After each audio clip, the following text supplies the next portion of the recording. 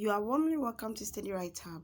Today, I want to treat with you a very crucial concept all beginners in economics must understand: the production possibilities frontier. This video discusses some key concepts you may come across when treating production possibilities frontier. And these concepts are scarcity, resource, choice, trade-off, scale of preference, and opportunity cost. The primary objective of economics is with how one can satisfy his or her unlimited wants in a world of scarcity. What do economics mean by scarcity? Scarcity simply occurs when one's wants exceed available resources. Let's take note of the key words.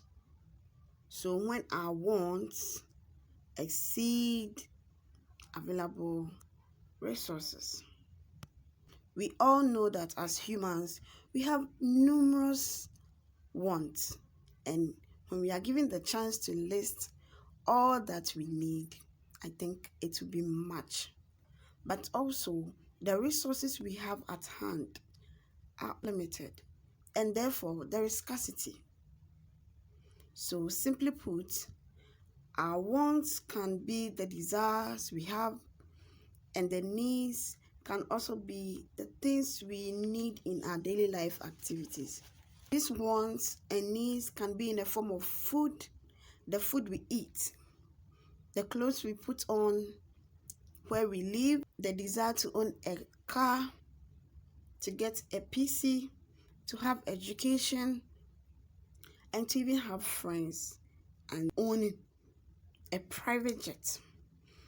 When we are given the chance to list all we want or all we need, it will possibly exceed our available resources. And this is where scarcity sets in.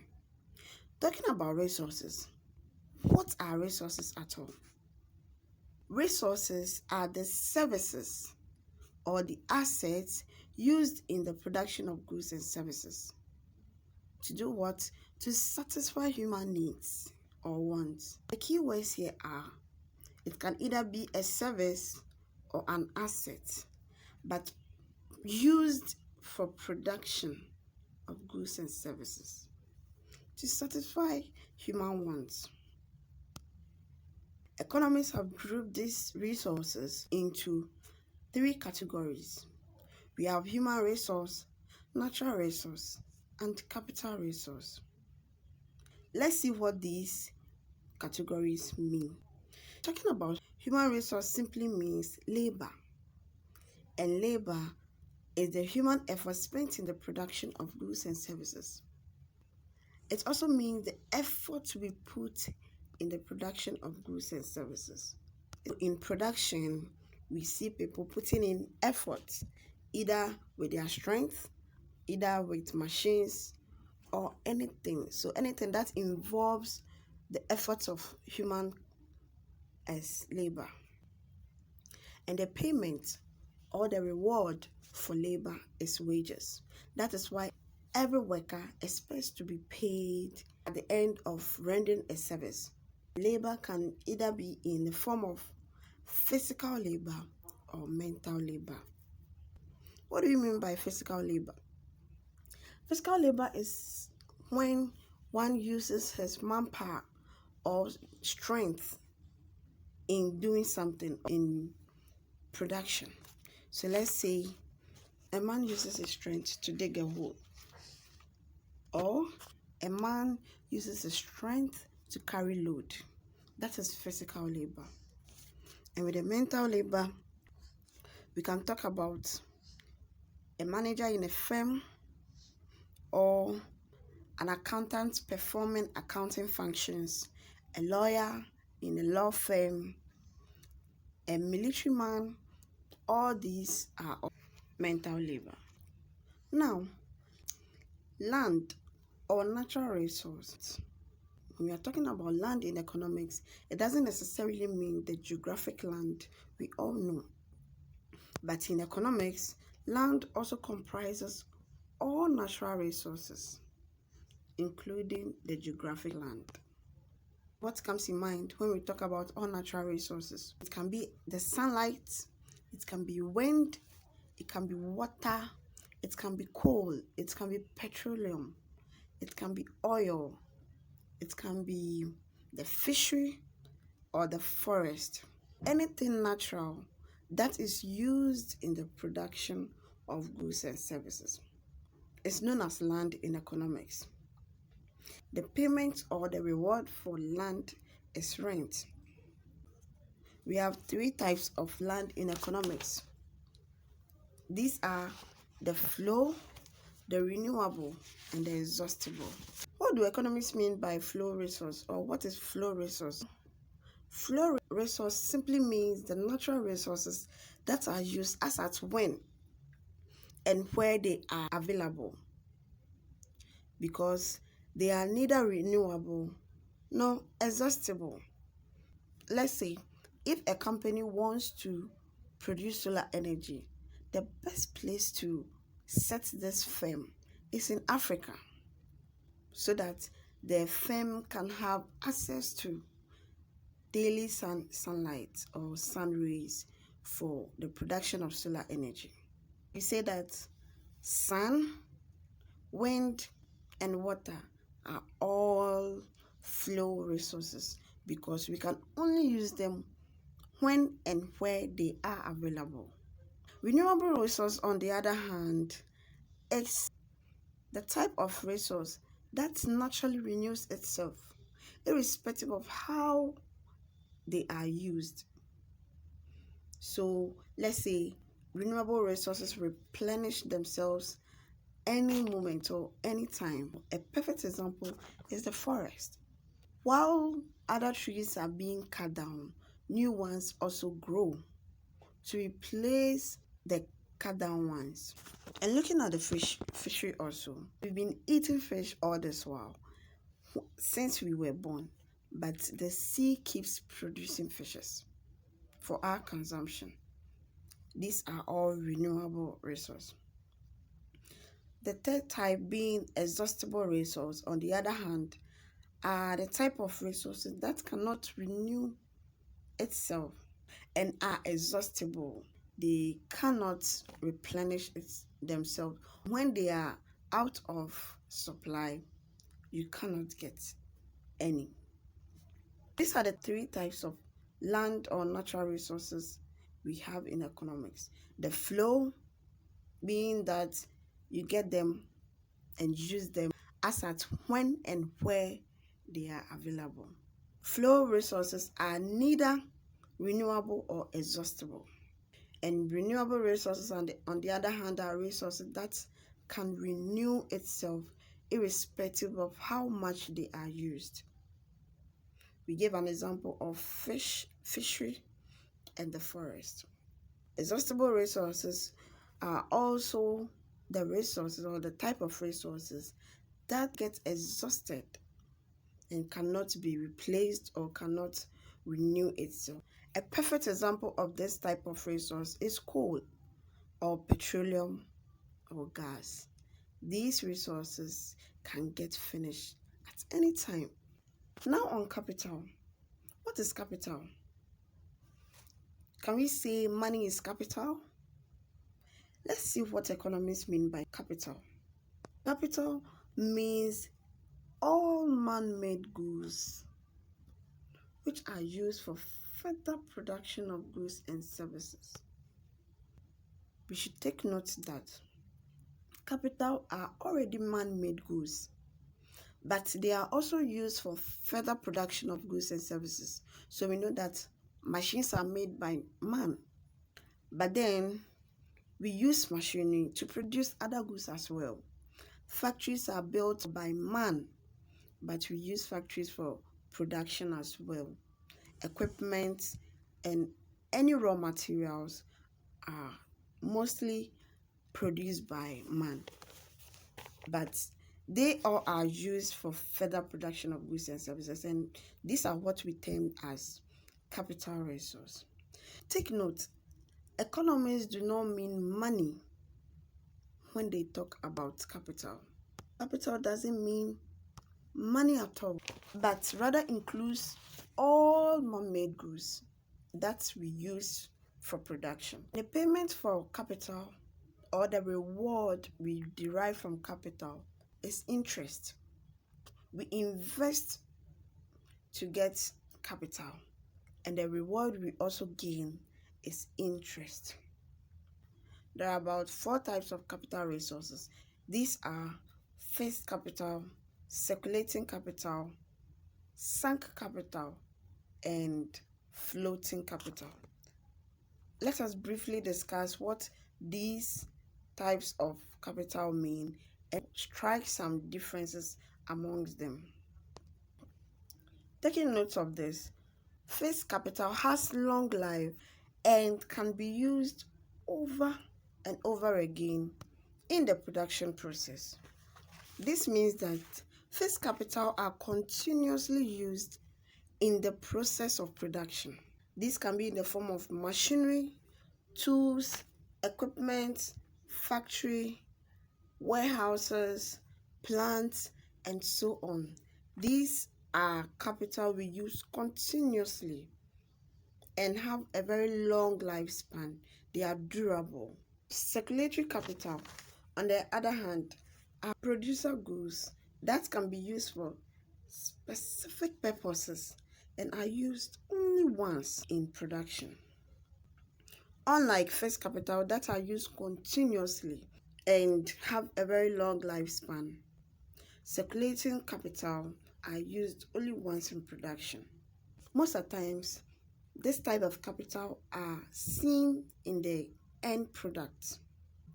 For example, a book manufacturing company uses paper in its production, and paper as raw material is used only once in the production cycle, and it can also be seen in the end product. So we see papers in books. Perfect. Sunk capital is a type of capital which is used in the production of only one type of commodity or service. With sunk capital, we use it for the production of only one type of commodity. Sunk capital sometimes behaves as a fixed capital because they are also fixed and cannot be shifted from one place to the other. Just like setting up a sugar factory, we need inputs, machinery, tools and equipment used for sugar production and nothing else. But these machineries cannot be moved from one place to the other. In the sugar factory, we fix these machines and are used for production of sugar over a long period of time. So sunk capital behaves like a fixed capital, just that this type of capital is used for a specific production. Our fourth and last type of capital is floating capital.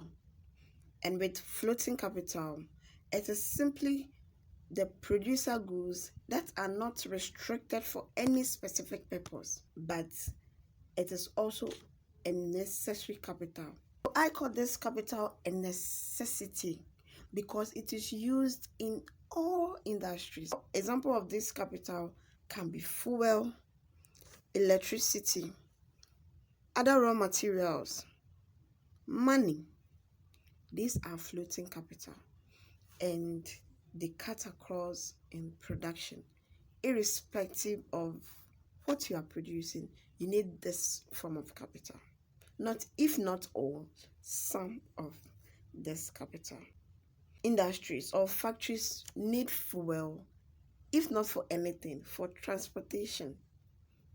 Factories need electricity to perform all the electricity related activities. Now we are done talking about resources, and we've come to analyze that there is scarcity. Why? Because as humans, we have unlimited wants, and our resources are also limited. So if we have unlimited wants, what do we have to do? We need to make choices, right? So what do economics mean by choice?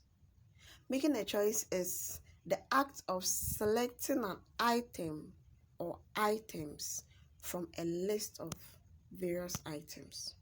This should even click your mind that our wants are unlimited, because we have to choose from a list of various items. And while we are making these choices, we tend to trade off and we tend to cause opportunity cost. But I want to treat trade-off and opportunity cost at the latter part of this presentation. Strike some differences and get more understanding on trade-off and opportunity cost. Let's move on.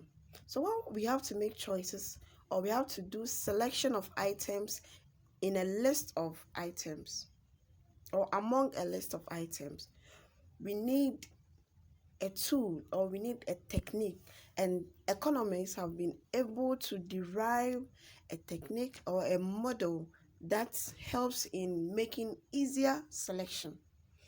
And this is termed as the scale of preference.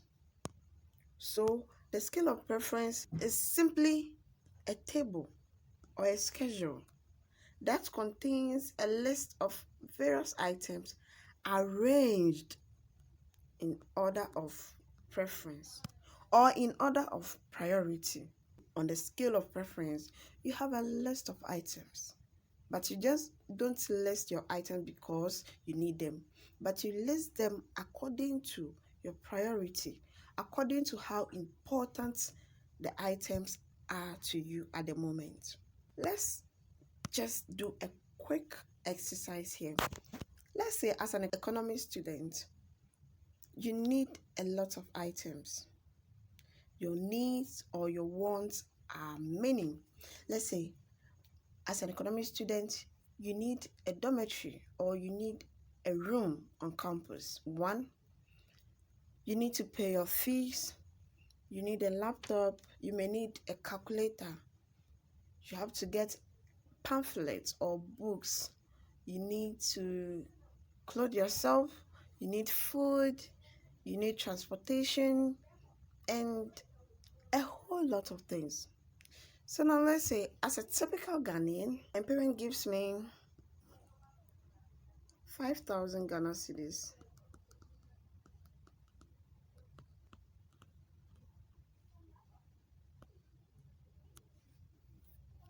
to get what I need. First of all, what I have to do is to list my items in order of preference. So all students will agree with me that the first thing I need to cater for is my tuition. So tuition. Now after paying my tuition, I need a place to sleep because I can't keep myself stranded on campus. So for a peaceful stay on campus, I need to get a room. Good. After getting a room, I can't go to class naked. So I'll definitely buy some clothes for myself. And then I can starve a little. So food can wait. Let me get my books first. Get my books. Now, after getting my books, I can get food, right? Yes, I can buy some provision for myself. 6, I will be needing a calculator. I wanted to add a laptop, so where do I place that? So let's say number 7, a laptop. So let's say this is my scale of preference. My tuition alone is 3,000. My room is 1,005. Clothes, say I'll need about 200 for my clothes. Books, I need about 200 for my books. Food, okay, 200 will do. I need about 100, and I need about 3,000 again for my laptop.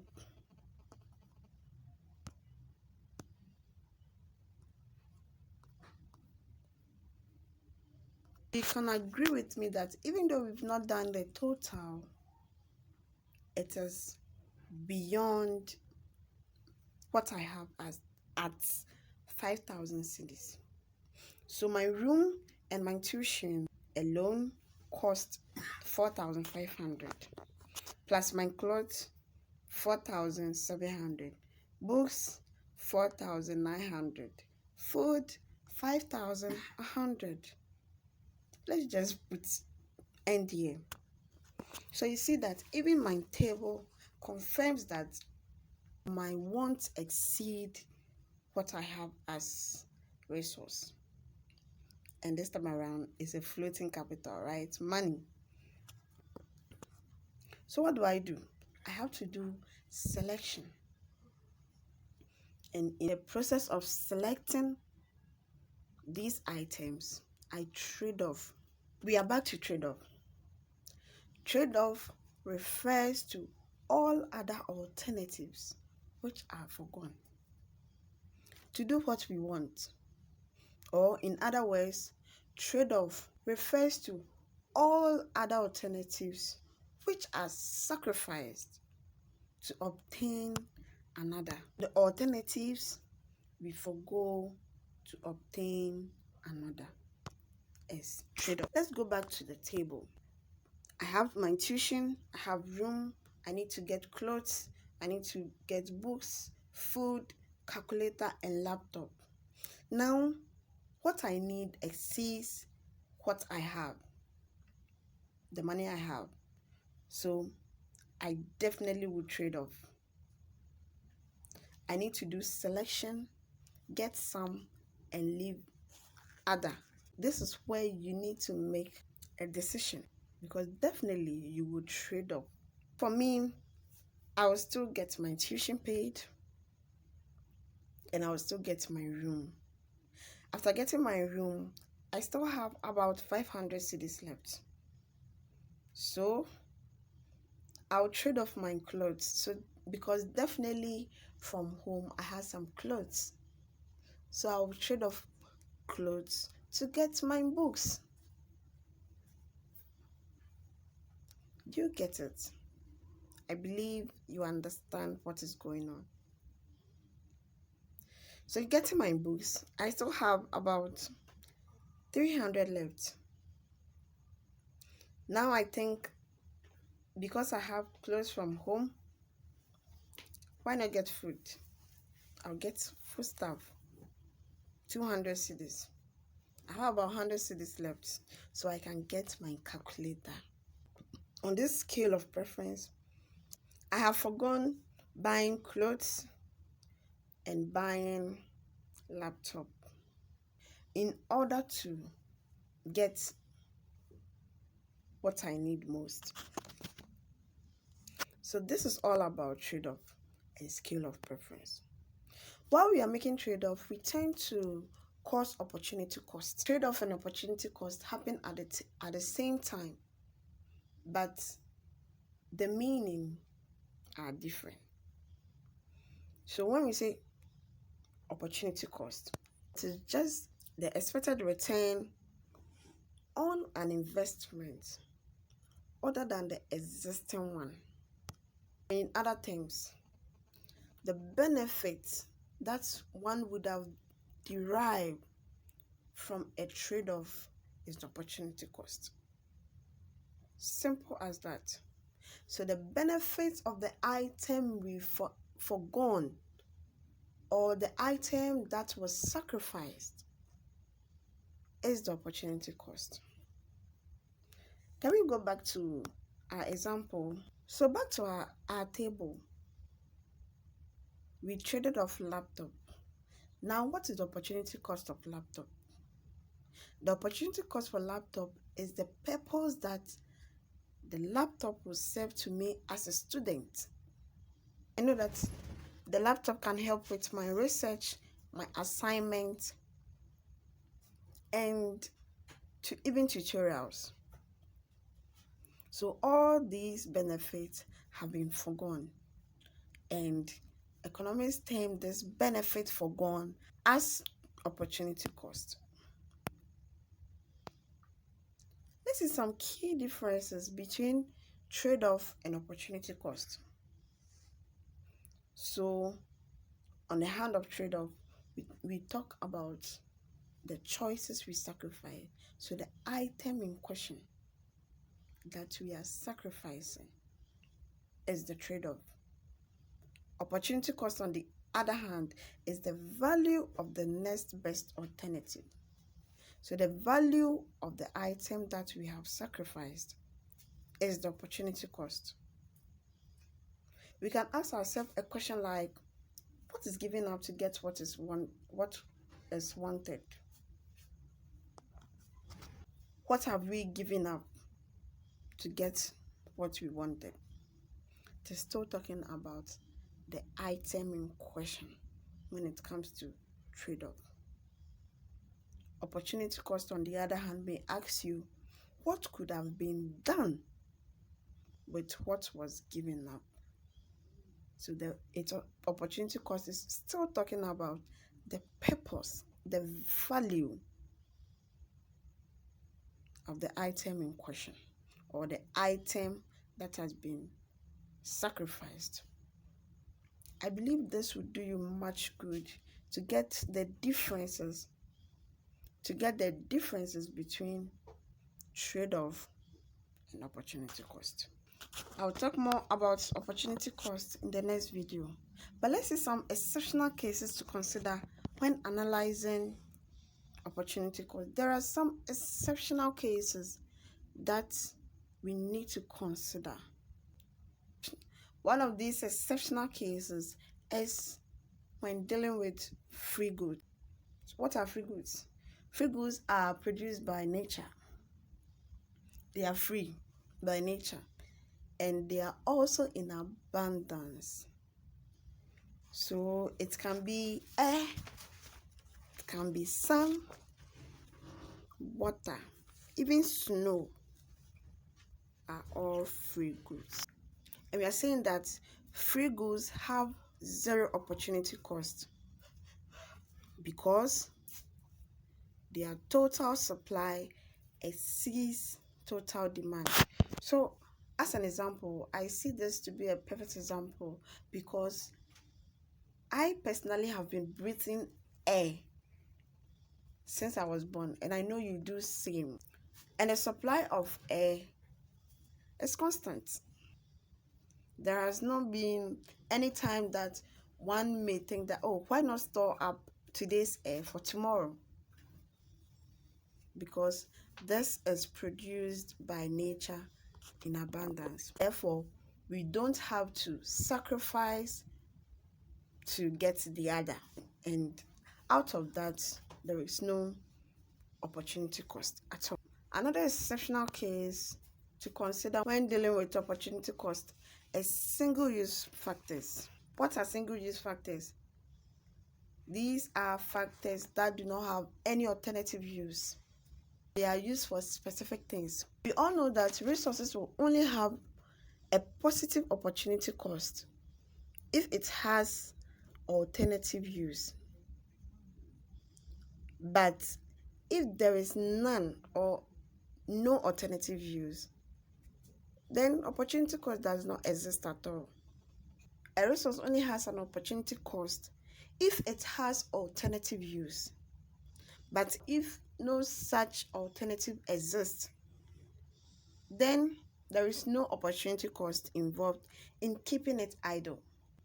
An example can be machines used for producing plastic bowls. They are used for producing plastic bowls only and nothing else. Coal mines are used for producing coal. So if we keep them idle because we want to use it for another production or for alternative production, there is no purpose for it. It won't be used, or it can't be used for any other production. Therefore, it is not necessary to keep it idle or to sacrifice it for another. My last case is general unemployment. General unemployment or factors of production has a zero opportunity cost in most cases. Why do I say this? Because sometimes in production, we observe that we are unemploying some resources in the economy. But in such situations, the opportunity cost of these idle resources may be zero. And we can say that an economy that has unemployed resources can avoid the problem of choice, because already you have unemployed or factors which are lying down idle without being being used. So when you are using these factors or these resources, there are no other opportunity cost. Okay, let's say, for example, we want to construct a 10-kilometer road, and we are also trying to build houses. There will only be opportunity cost when we have to reduce the number of houses we have to build in order to construct our 10-kilometer road, because we have to sacrifice some of the houses in order to get our 10-kilometer road. This is where opportunity cost comes in. But let's say we are done building, say we wanted to build 10 houses and 10-kilometer road. But we already done building our 10 houses, and we have more resources lying down idle after building our 10 houses. So this time around, we have unemployed resources, we have unemployed supplies. So when we are using it to build or to construct our road, there's no opportunity cost because we are not using those resources anymore. So with these three exceptional cases, there is no opportunity cost. What have we learned in this video? We've come to know that there is scarcity. Why scarcity? Because our wants are unlimited, but our resources are also limited. And because there is scarcity and we have unlimited wants, we need to make choices. We can only make good choices with the use of scale of preference when we have a list of all our items in order of priority or in order of importance. And while we are making choices on our scale of preference, we tend to forgo some of what we need to get the other, which is termed by economists as trade-off. And while we are trading off, we also cause opportunity cost. And we've come to know that opportunity cost is the cost for choosing an alternative, or the purpose that we may have derived from the item that we have forgone or sacrificed to get the other. In our next video, I want us to delve more into opportunity cost. Look at the formula for calculating opportunity cost, and then also discuss the production possibilities frontier, how the curve looks like, the shifts in the curve, what causes the shift in the curve, and also see some examples of opportunity possibility frontier and have some questions to solve as well. Thank you for spending time with us on Steady Right Hub. Subscribe to keep you updated on our videos. Also share with your friends. Like, comment. Let us have your views. And we have a focus group for economics, which is a WhatsApp group. I have shared our WhatsApp link on the comment section. You can kindly join in on our focus group for more discussions on economic problems, economic assignments, and discussions with your colleagues. We expect to have you on our focus group for more discussions.